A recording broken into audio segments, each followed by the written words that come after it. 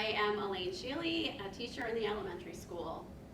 In the elementary school, we work to meet the students exactly where they are when they come in our building, emotionally, socially, academically, and strive to then individualize instruction so that we can help them build a positive outlook towards being in our school building and in a classroom setting.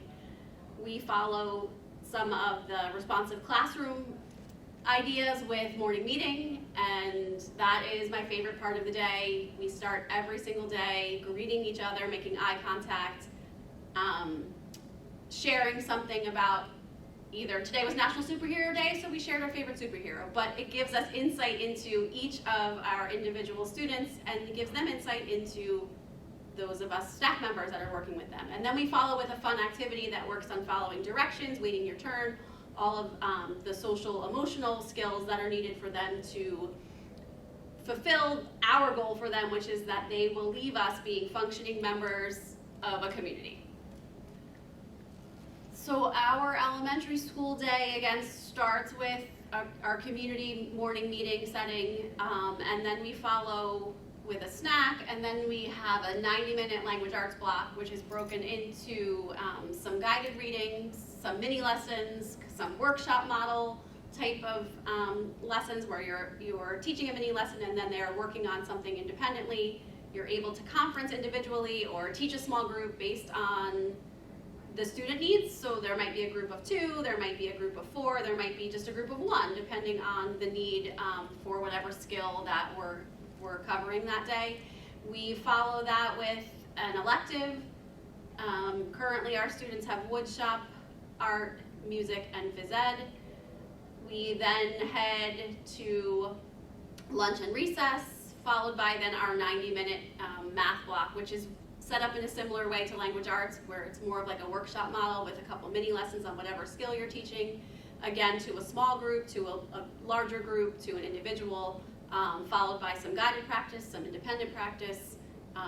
Our small class size lends itself to a lot of differentiation, meeting students exactly what skill they need and teaching that one-on-one or in a group setting as well.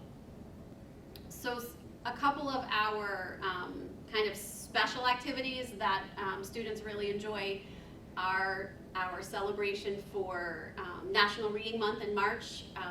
We tend to do it on March 2nd as a camp read-a-lot, and we put up actual camping tents in the Learning Studio, and our students spend the day doing camping-related activities in math, we have a camping-related snack, we read inside tents, we read outside the tents, we kind of transform the Learning Studio into a camping experience, which is absolutely wonderful because many of our students have never ever been camping or in a tent, and so engagement is really high on those days, and we're reading and we're problem solving, all while being surrounded by that atmosphere, which is super fun. Another one of our favorites ties into the economics unit that we do, and we start with spending and saving, which is always a wild adventure with elementary students. What should we spend money on? What should we save money for? Going into what we need versus what we want, and then goods and services, which then they become little entrepreneurs and create their own business, whether they provide a good or a service. Again, the Learning Studio is transformed into like a market, and they are advertising with posters, with commercials. They're selling bracelets that they might have made, bookmarks, cupcakes at one point. So it really is a really nice kind of project-based activity that keeps us engaged from the minute we start to that market day kind of almost performance task that they finish it with. So as the final piece of this unit, as market day is set up, we provide market day currency, and we invite parents, we invite students from the middle school and the high school to come and shop at our market. So in addition to creating and making their good, they are also then working on their social skills of greeting a customer, making change, interacting with students that they don't see every day, interacting with other adults in the building, and it really kind of gives them a chance to practice everyday skills that they're going to need for the rest of their lives. So another important part of the elementary school and kind of the philosophy there is attending to any type of behavior that might arise during the school day. Many of our students come to us needing that support. So ways that we provide that in the elementary school is with a counselor that's right down the hall from each of the classrooms, and not even down the hall, within the learning studio. Our students can pop in there as needed for support.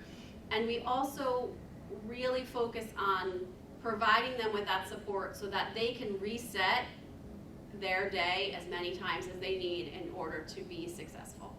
And that, I think that is an important part of our program, that we can help them through a challenging situation, process, spend time with a counselor, take a break if they need, and then that part of their day is finished and we start again, and everyone, starts over as many times as they need so that they can be successful.